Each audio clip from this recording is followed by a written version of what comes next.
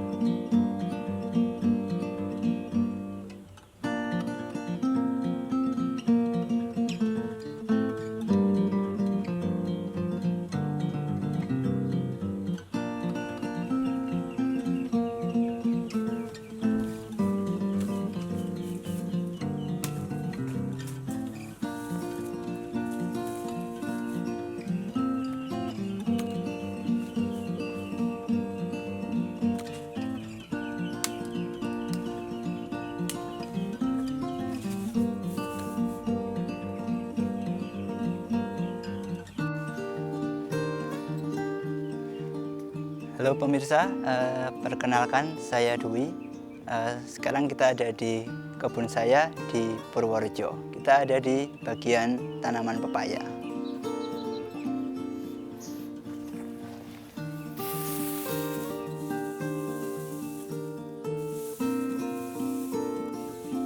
Jadi di kebun saya kita pakai mulsa organik ini dari tanaman padi. Kita tutupin lahan bagian atasnya untuk mencegah rumput tumbuh di atas lahan kita. Karena tanah kita itu tanah sawah, hampir kalau kena air hujan sedikit itu tumbuh rumput yang susah dibasmi seperti ini. Jadi salah satu solusinya kita pakai mulsa organik ini. Jadi selain nanti di musim tanam berikutnya dia jadi kompos untuk menyuburkan tanah, di musim tanam hari ini dia bisa menutupi bagian atas, layar atas di lahan kita, sehingga rumput tidak dapat sinar matahari dan tidak tumbuh di lahan kita.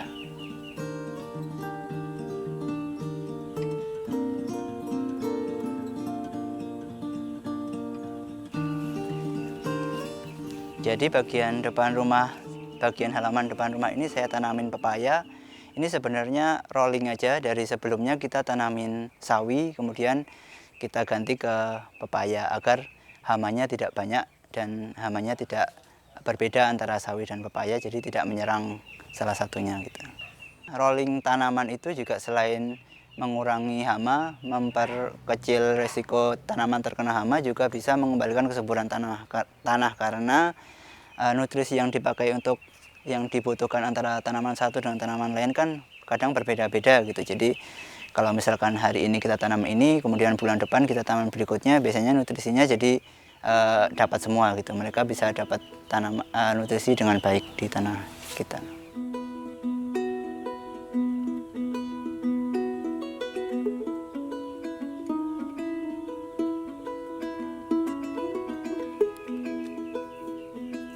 Kira-kira di tahun 2019 itu, akhir-akhir 2019 itu, jadi memang karena ngelihat kebun kita lumayan luas ya, karena kita tinggal di kampung, jadi kita ingin memanfaatkan kebun itu secara maksimal aja untuk berkebun salah satunya.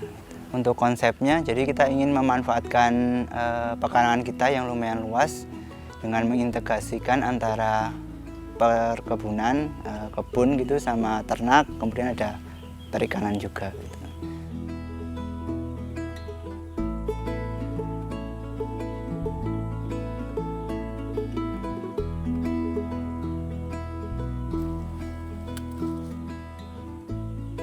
Jadi ini bagian terong di depan rumah, saya tanam di polybag. Ini adalah terong lalap yang bentuknya putih kecil. Biasanya dipakai untuk lalap, dimasak juga bisa. Terus untuk terong ini biasanya rawan sekali terkena hama. Yang paling banyak kalau di tempat saya itu hamanya kepik dan larva kepiknya itu. Daunnya jadi bolong-bolong seperti ini. Ini biasanya di balik daunnya ada anak-anakannya yang biasanya buat daun ini jadi rusak. Jadi kalau saya pribadi, selagi tanaman ini masih bisa berbuah, biasanya saya nggak pakai pestisida apapun, mau buatan atau organik sekalipun gitu. Jadi selagi dia masih berbuah, walaupun dia bolong-bolong seperti ini masih tetap produktif kan, jadi saya nggak pakai. Jadi biasanya sih masih aman walaupun hasilnya nggak bisa semelimpah kalau di terong produksi di kebun gitu.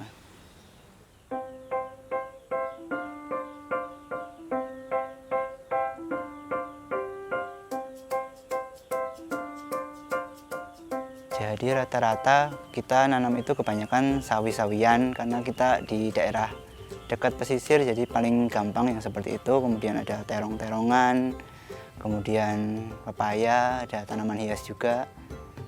Rata-rata yang seperti yang mudah tumbuh di daerah dataran rendah aja.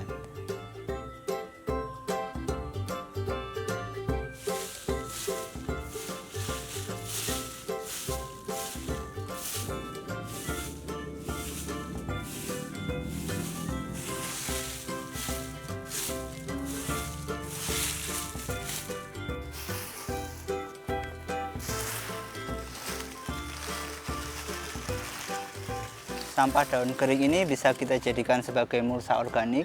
Kalau di saya juga, saya jadikan sebagai komposter, sebagai sumber karbon untuk tanaman.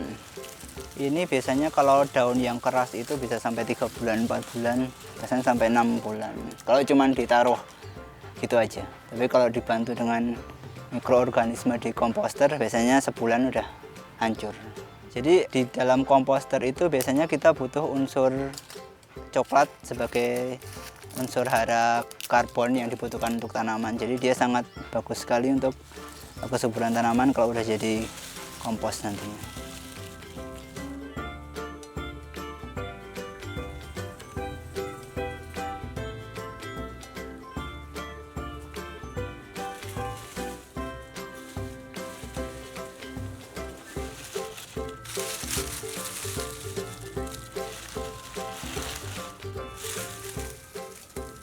Jadi saya lakuin hampir semuanya sendiri dari awal sampai akhir. Mungkin bantuan dari anggota keluarga juga ada sih. Cuman rata-rata dari awal sampai akhir sendiri aja. Alhamdulillah dari dulunya cuman coba-coba buat kebun kecil sampai sekarang bisa punya greenhouse dan lumayan juga banyak tanamannya.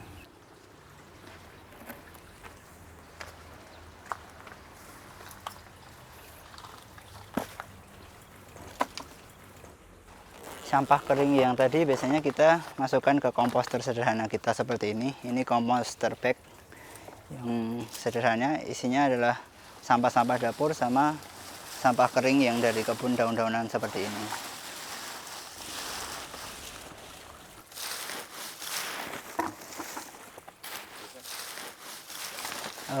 Komposter ini usianya mungkin usia panennya 3 bulanan. Jadi kita isi itu berlapis antara sampah hijau, sampah dapur, kemudian ada sampah kering, kemudian ada starter seperti kompos yang sudah jadi atau pupuk kandang yang sudah jadi.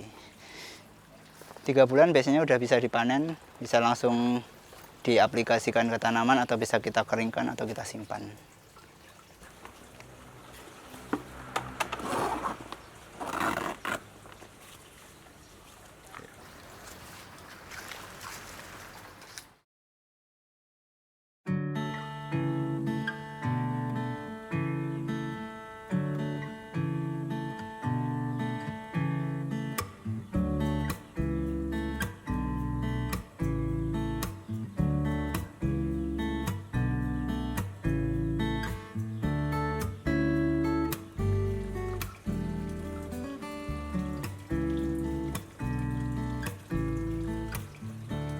Salah satu bahan organik yang saya pakai di kebun itu adalah cangkang sisa limbah dapur cangkang telur ini. Setahu saya cangkang telur ini mempunyai banyak manfaat untuk di kebun. Salah satunya dia sebagai sumber kalsium untuk tanaman, cocok untuk masa-masa pembungaan dan pembuahan. Kemudian dia juga bisa sebagai pengganti kapur dolomit atau kapur pertanian. Dia bisa untuk menetralisir pH tanah. Selain itu dia juga bisa mencegah hama seperti siput atau siput yang tidak bercangkang, karena dia mempunyai tajam-tajam seperti ini, dan dia siput biasanya nggak mau datang ke tempat yang ada cangkang telurnya seperti ini. Saya biasanya pengaplikasian itu di awal sebelum lahan dipakai, biasanya kita aduk dengan ini, atau setelah ditanam kita tabur di atasnya. Bisa sebulan bisa 2 kali, jadi 2 minggu sekali bisa dikasih.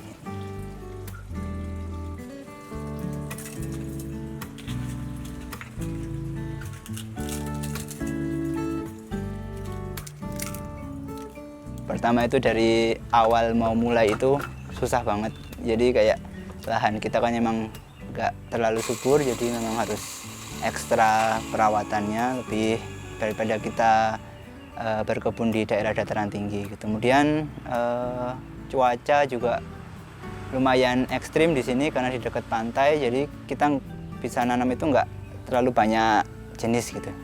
Jadi kita bisa pilih-pilih sayur yang memang cocok dan bisa subur di daerah kita ini. Sebenarnya karena suka ya, jadi mau stop juga kok kayaknya memang suka gitu. Jadi lanjut aja terus gitu sampai ketemu celah-celah yang bisa kita mainkan gitu, sampai tanaman itu bisa ya setidaknya bisa tumbuh di tempat kita.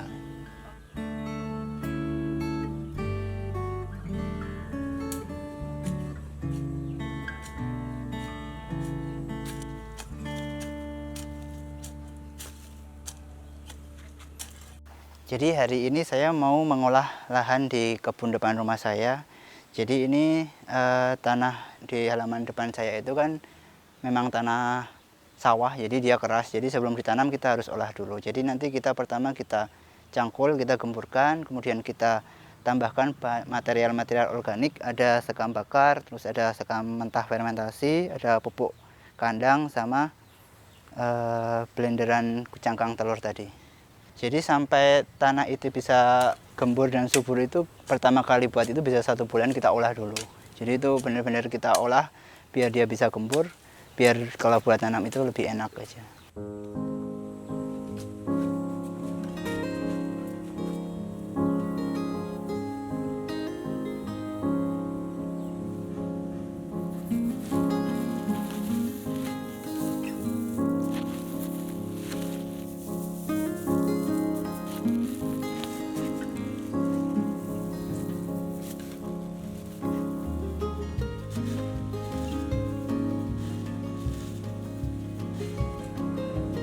Jadi setelah tadi tanah lahannya kita gemburkan tanahnya, kemudian kita tambahkan material organik.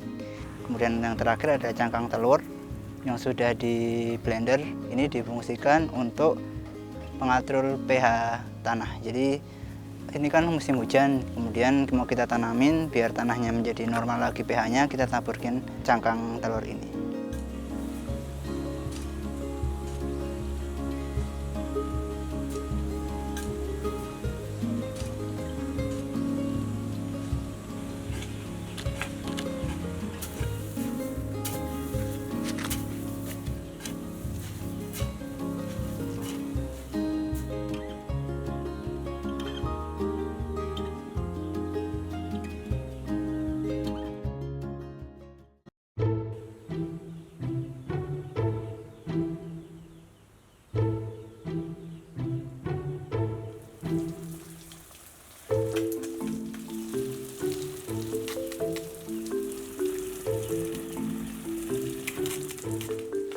Jadi memang sebelumnya belum terfikirkan itu, cuman terus kita lebih suka ke tanaman hias, terus kita coba-coba tanaman sayur, teman kita masih pakai polybag, ternyata Pas kita coba kok hasilnya lumayan gitu, bisa sampai berlebihan untuk konsumsi sendiri, akhirnya kita lanjut aja ke tanaman sayur. Dan ternyata di sekitar kita juga banyak yang menerima gitu, jadi lumayan juga.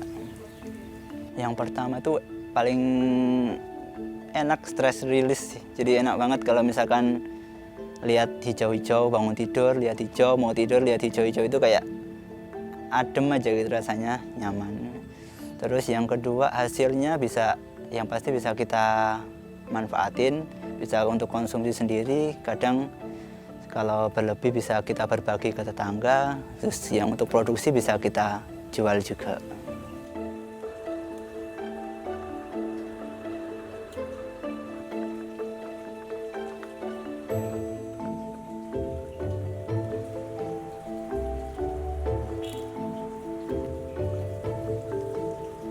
Hampir semuanya sekarang ini udah mulai melek sama dunia organik gitu. Jadi mereka udah tahu kalau misalkan kayak sayur yang berlubang gitu, mereka udah nggak terlalu banyak komplain, "Mas, sayurnya kok berlubang?" gitu. Jadi emang mereka malah lebih suka gitu dengan cara seperti itu. Dan kadang mereka sendiri yang datang kemudian, "Mas, saya maunya yang sistem ini karena rasanya lebih enak." Gitu.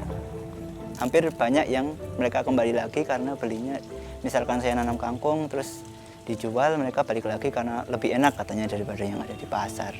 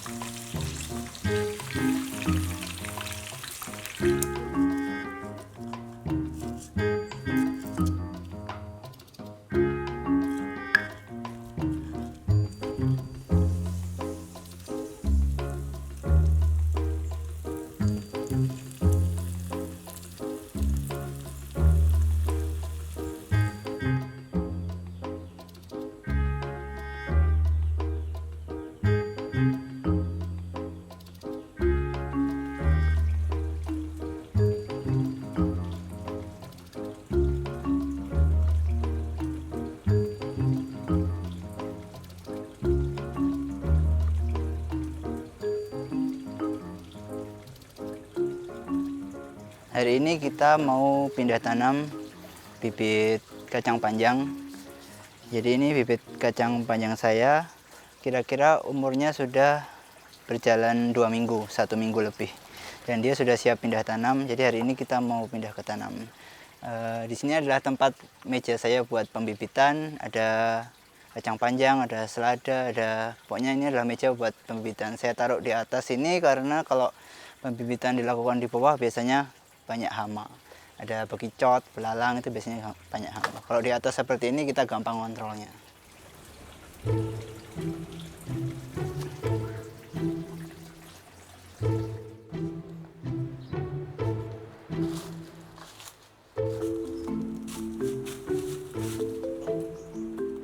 Kita mau pindah tanam kacang panjang di rice bed kita ini. Jadi media di rice bed ini adalah tanah pekarangan yang sudah kita olah. Kita sudah campur dengan sekam bakar dan sekam mentah. Jadi sudah lumayan gembur dan lumayan subur. Kemudian kita juga sudah kasih pupuk kandang sama pupuk kompos untuk dicampur di media tanahnya ini. Terus kita tanam kacang panjang ini di rice bed, kita kasih rambatan karena kacang panjang ini butuh rambatan. Kita buatnya dari benang bangunan karena dia lebih gampang dicari, lebih gampang ditemukan dan lebih awet. Usianya bisa sampai 1 tahun lebih.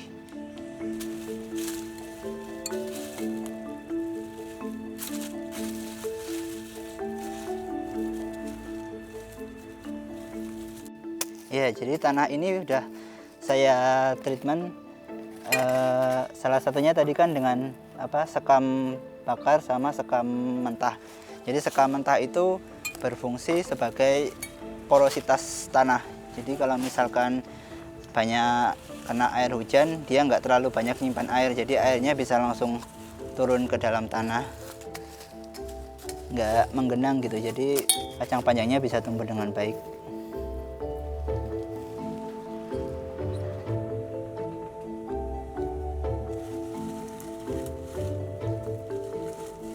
Kalau untuk tanaman hortikultura itu sepertinya agak susah, jadi akhirnya kita cari-cari browsing gimana cara untuk menguburkan tanah. Salah satunya kita biasanya pakai sekam bakar.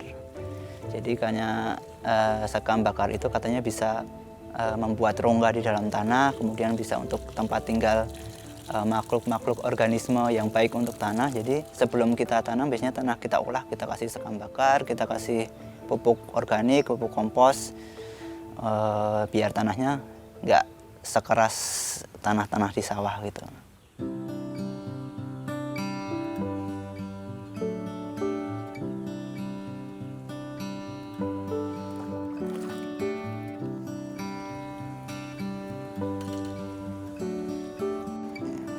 Saya juga punya kolam ikan, jadi biasanya saya manfaatin air kolamnya untuk menyiram tanaman.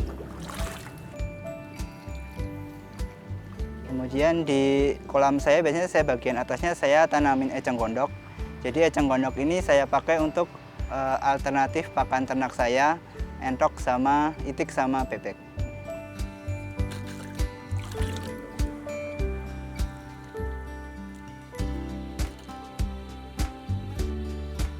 Seneng aja sih, jadi kita punya ilmu yang bisa di sharing ke orang lain, kemudian ilmu itu juga kalau bisa bermanfaat orang lain kan bisa jadi ladang ibadah buat kita gitu. Untuk tetangga atau untuk penonton atau yang lainnya mungkin bisa mulai mencoba gitu, harapannya bisa mulai ikut mencoba menanam. Coba apa yang paling mudah aja untuk kita, nggak usah muluk-muluk pingin kayak misalkan kita di dataran rendah, kita pingin nanam kubis atau kol merah yang bisa ngekrop besar banget gitu, nggak usah terlalu seperti itu. Jadi kita nanam yang cocok di daerah kita, kemudian ada hasilnya, ada manfaatnya. Kalau kita udah dapat hasilnya terus biasanya tuh kita udah seneng aja gitu, terus pingin nanam lagi, pingin nanam lagi.